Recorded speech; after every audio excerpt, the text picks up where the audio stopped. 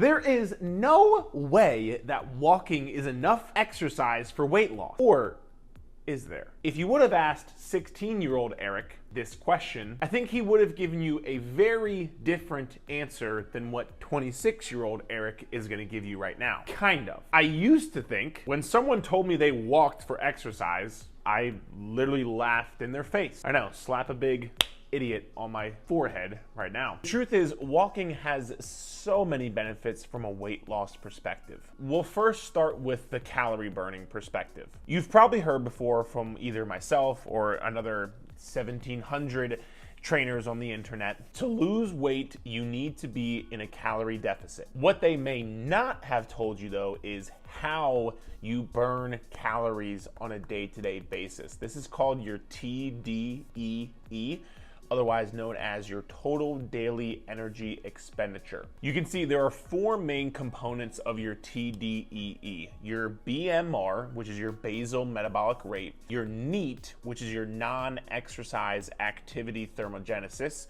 your TEF, which is your thermic effect of food, and then your EAT, that is your exercise activity thermogenesis. We are going to take a peek at the NEAT part of it right there. This part takes up 15% of your total daily energy expenditure for the day. Walking, generally speaking, would be thrown into this NEAT category. So let's just say, very simple, this is not the right truth, but like, let's say very simple, walking takes up 15% of your overall calorie burn for the day. I think that's pretty important from a weight loss perspective. Would you agree to that? Now, some people might say, well, Eric, if you're intentionally walking, then that would be considered exercise.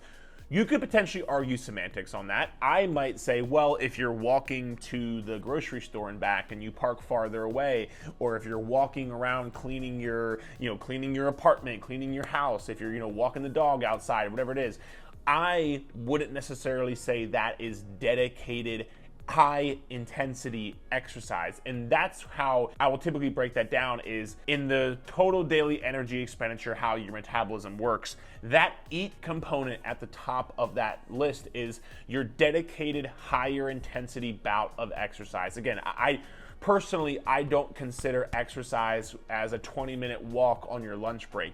It may be exercise in the terms of like you are literally moving your body, but that's what I view it as. I view it as just more movement with your body throughout the day, which I would have that fall under the NEAT category, because it's not lifting weights or HIIT boot camps or spin classes or any of that stuff. That's what I would say is dedicated higher intensity bouts of exercise. So we can also talk about those like higher intensity forms of cardio in particular, because a lot of people will say, well, Eric, if I can, burn calories walking, clearly I can burn more calories doing my higher intensity HIIT boot camp classes. And what I will say to that is, number one, the calorie burn that you will get, the difference in how many more calories you would burn through a HIIT boot camp class is really not going to be that much of a difference, and we will talk about why in a second. Especially if you are just getting more steps throughout your day and you are taking more walks throughout your day. If you're somebody who's getting 5, 6, 7, 8, 9, 10,000 steps per day, the difference in calories burned from doing a HIIT boot camp class is not going to be that much. Not to mention, even if you were like, well, Eric, I don't care, I'm gonna burn more calories. Cool. What HIIT cardio does, that very high intensity, very fast paced, very high heart rate, what this is going to do is it is going to add more stress to your body.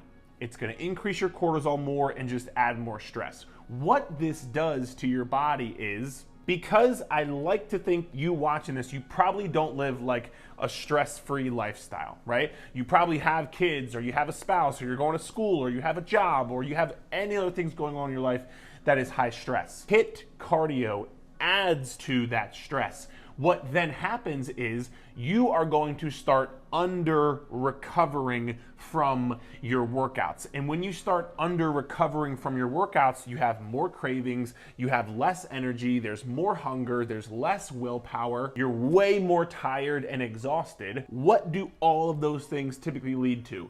They typically lead to you overeating eating on the calories that you are consuming. Which, if let's just say you did burn 150 extra calories from your Hiit bootcamp class, but yet because it added more stress and you're under recovered, more hungry, more tired, you on the back end turn around and you don't stick to your diet. You eat an extra 300, 400, 500, 600 calories because you have more cravings. And now, yeah, you've burned more calories in the upfront short term, but then on the back end of that, you're actually eating more calories, which is then taking you out of that calorie deficit, which is making you not lose weight. And there's nothing worse. Trust me, I have coached plenty of people who have been in this scenario. There's nothing worse than killing yourself doing HIIT cardio and just like putting so much effort into the gym and then just not being able to be consistent with your diet, which makes you not see any progress, because nutrition is really the main driving factor for you losing weight. And if you're doing all this HIIT cardio, it's gonna make it so much harder to stick to nutrition, which then makes it that much harder to actually see weight loss progress. So again, for that reason, it's why I like doing walking and getting more steps during your day than doing these very high intensity HIIT bootcamp classes. Whereas walking, on the other hand, walking can actually promote recovery, both physical and mental health, which is the next part. Let me ask you this. When have you or anybody that you've known ever gotten back from a 10-minute walk, whether it's just walking outside with your dog, with the kids, just around the block, whatever it is? When have you ever gotten back from a 10, 15, 20-minute walk and felt worse? Never, right? You always get back from that walk and you feel less stressed. So when you feel less stressed, what do you think you're gonna do with your choices with your nutrition for the rest of the day? You're usually gonna make better choices with your nutrition. Now, because you've walked and you've taken some more steps throughout the day, you are going to be able to obviously help with that calorie expenditure, but you're also gonna make better choices with your nutrition, which helps you stay in a calorie deficit, which helps you lose weight. You're gonna get back from that walk and you'll have more energy. You'll be wanting to, you will cook that healthy dinner now because you're less stressed and you have more energy, which again, all of this feeds back into you having a positive feedback loop with your weight loss, because now these things are kind of playing off of each other, right? You're walking, your nutrition, you're walking, your nutrition, your mental health, your energy, your focus, all of these things, your stress management, all of these things are coming into play, which are now aiding in you to help you eventually end up losing weight. So, if you can't tell, 16-year-old Eric thought no way was walking enough exercise to lose weight. 26-year-old Eric absolutely believes walking is enough exercise to lose weight. But notice how I said it's enough exercise to lose weight. I don't think it's enough exercise in general. And let me explain what I mean. Of course, losing weight is going to be very beneficial for your physical and mental health, and that can really get you a long way. But I believe every single person should be doing some sort of resistance training, some sort of strength training in their weekly workout routine.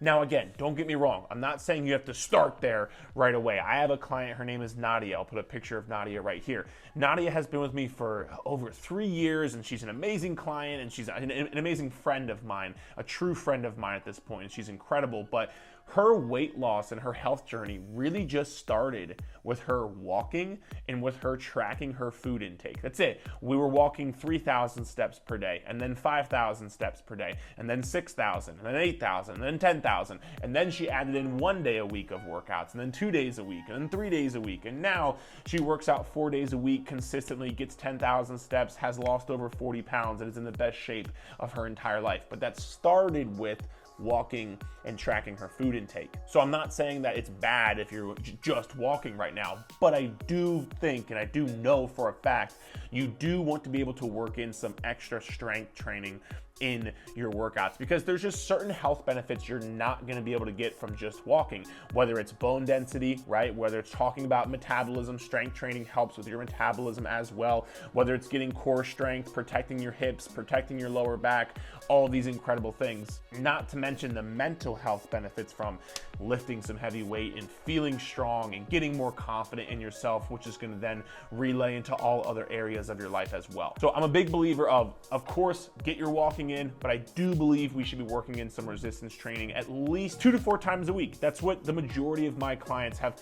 The majority of my clients have fell into that 3 to 4 times a week mark. And so I've found that to be a very realistic, very sustainable rate of workouts per week, lifting workouts per week, to be able to, be consistent with it, because that's the biggest key. I don't need you being a bodybuilder. I don't need you going to power lift. If you want to do that, that's awesome. But 3 to 4 times a week of resistance training is going to be way more than enough for you to see progress and make it a sustainable lifestyle change for you. If you want some extra help with your resistance training, with your strength training, I will drop some totally free workouts here below, as well as I will drop below my coaching program, which is the Clubhouse. And inside of the Clubhouse, we have new workouts every single month. We have in-depth training programs you can follow 3 times a week or 4 times a week.